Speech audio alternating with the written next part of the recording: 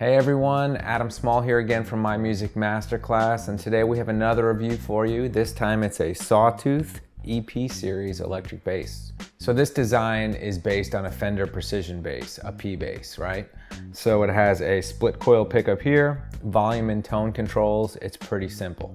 This bass was shipped to me in a box with just a little cable, a 1/4 inch cable, right, to plug it into an amp. But I have my own cables that are a little better quality, so I'm just going to use those. There was no gig bag or any other accessories with this bass.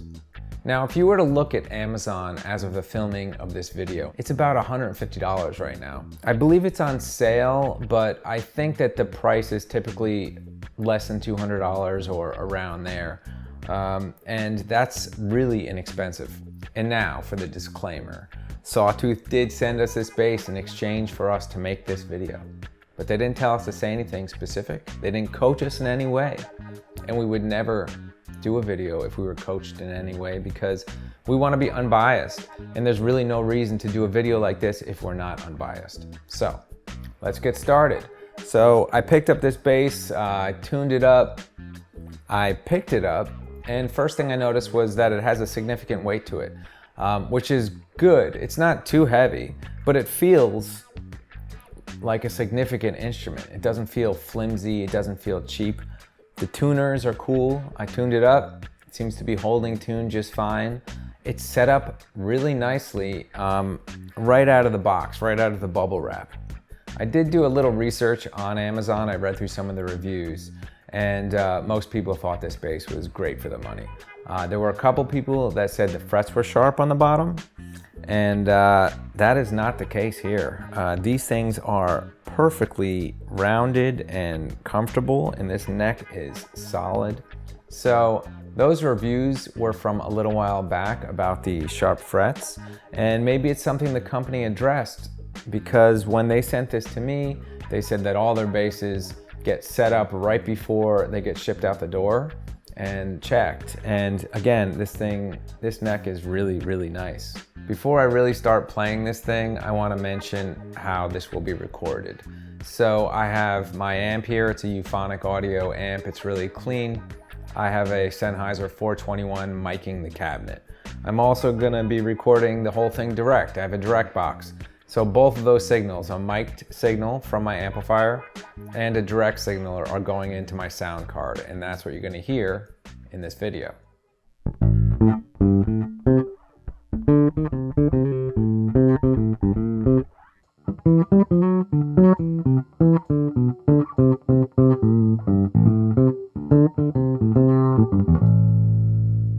All right, so I'm impressed.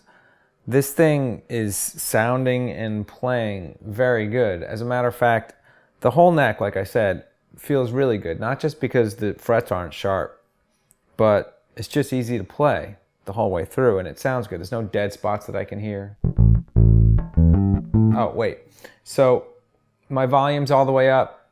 My tone is about 80% to treble.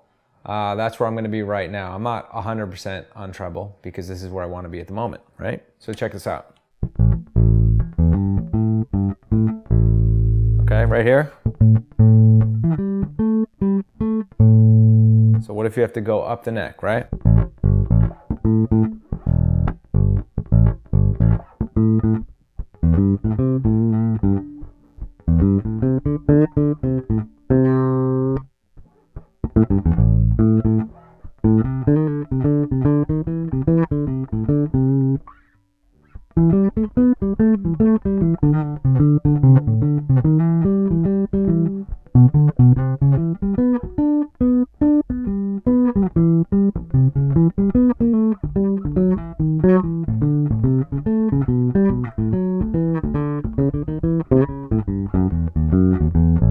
I'm a little lost for words here because I really didn't expect an instrument that costs $150 right now to play this well and to have really no issues that I can find. Like, I've found zero problems with this instrument. I can easily play this on a gig at any level and be totally fine with it. Let's try the tone control. I mean, this is a passive instrument, so of course I'm pretty sure what this is gonna do, but let's just turn the treble all the way down.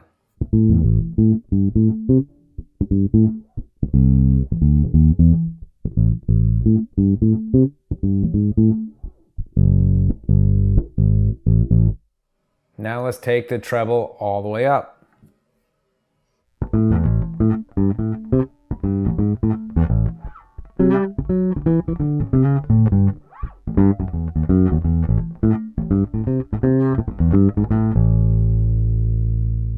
Maybe I should play some wider intervals like double stops. How about tenths up the neck?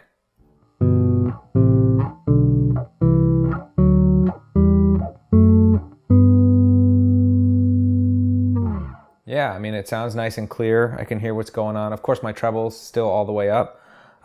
You know, if you want to adjust the intonation, if it's a little less than perfect, you can do that because it has an adjustable bridge, and this thing just came out of a box on a truck. So, you know, I wouldn't expect it to be like 100% perfect, but you know, you can make it perfect if you want. Since this bass has been really impressive to me, I'm gonna up the ante. I'm gonna A/B this Sawtooth with my Fender Highway 1 P bass, which is worth 10 times what this costs. All right, so this is my Fender Highway 1 P bass, which is one of the loves of my life. I love this thing. I got it years ago. They don't sell them anymore. They were American made. They list for like $1,500 on eBay now. I put Lawler custom pickups in it, which cost like $160, which is already more than that entire bass. It's more than the Sawtooth cost new. The bridge is a badass bridge, which is another $100. Again, this Sawtooth only cost $150. This bass has a thinner neck, more like a jazz bass would have. That's more of like a P bass type of neck, more of a standard P bass neck. It's a little thicker.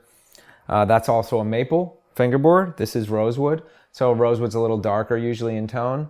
So keep that in mind when you're listening to the differences. And yeah, let's see what this sounds like.